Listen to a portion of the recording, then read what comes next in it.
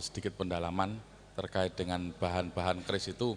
Sebenarnya keris yang lama dengan yang baru atau keris yang untuk membedakan era keris itu sebenarnya terletak pada bahan apa saja. Nah, mungkin panjenengan bisa memberikan wawasan pada kita, monggo. Ya, coba saya sedikit menambah apa yang sudah saya jalani, apa yang sudah saya alami. Saya cerita pada tahun 90-an saya kebetulan diminta untuk bukan mengajar tetapi kita belajar bersama di lab metalurgi ITB Bandung. Kurang lebih saya 5 tahun di lab metalurgi ITB Bandung. Kita berbicara tentang keris, berbicara tentang bahan, karena keris lama dengan keris baru itu terpaut ratusan tahun.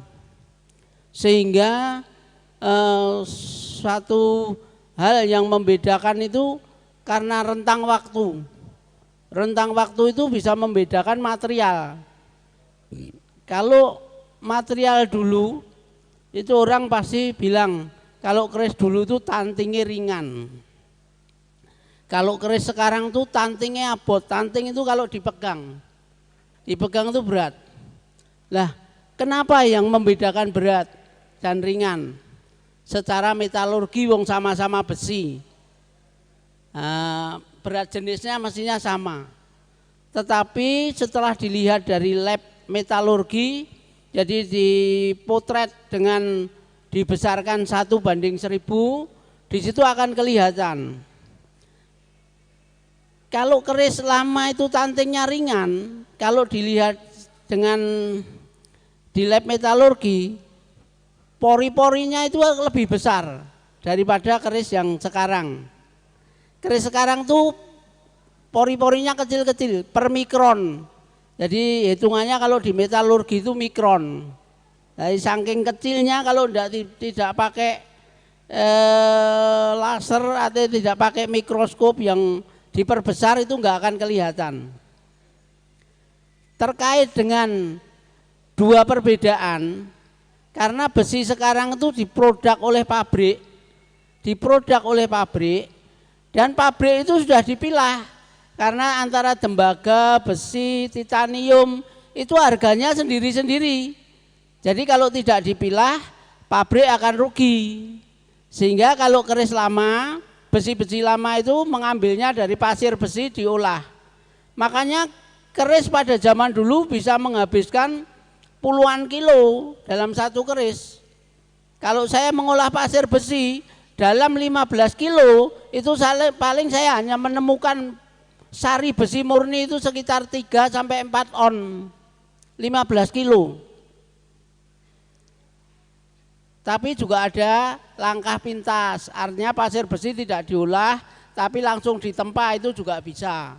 Itu karena kita tak jemu-jemuan bereksperimen. Nah, sedangkan bahan sekarang itu dibuat oleh pabrik, dipilah yang besi murni. Terus dikasih kotoran. Justru besi sekarang itu dikasih kotoran.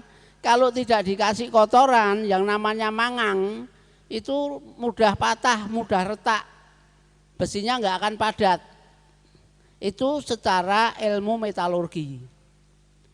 Kalau kita ditanya, keris sekarang dengan keris dulu bagusan mana, Pak? Kita lihat dari unsurnya, dari cara kita memandang. Kalau kita berbicara tentang metalurgi, tentang besi, tentu bagus sekarang. Karena besinya bersih, halus, bersih sekarang, pulen dan sebagainya. Tapi kalau kita berbicara tentang efek dampak, nah itu keris dulu akan lebih bagus. Satu, ringan, dipegang enak. Kedua, warna besinya itu bisa bermacam-macam. Kalau besi dulu ada hijau, ada abu-abu, mangangang merah, ada nelek lencung. Nah, bagaimana? Oh, Pak, besi kok nelek lencung itu yang dimaksud bagaimana? Kalau tembelek ayam, ya kalau di desa-desa itu pagi-pagi lihat ayam tembelek tapi ayamnya tidak sakit itu warnanya hijau kebiru-biruan. Itu nelek lencung. Dan yang anehnya lagi, nelek lencung itu, kalau Anda marangi besi nelek lencung, itu segaris dengan ini, hidung kita nggak akan tahan. Karena baunya juga seperti telek lencung. Jadi kalau marangi di atas, dicelup di atas begini.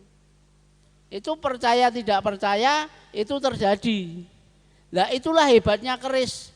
Itulah rahasia-rahasia yang dititahkan oleh leluhur kita.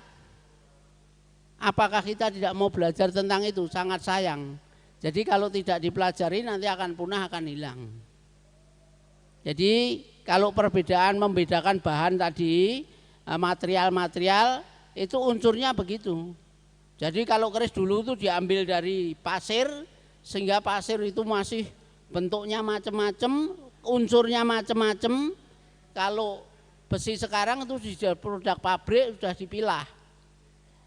Jadi saya kira itu dulu Bapak-bapak, Ibu-ibu, para hadirin yang belum paham nanti bisa ditanyakan lagi. Terima kasih.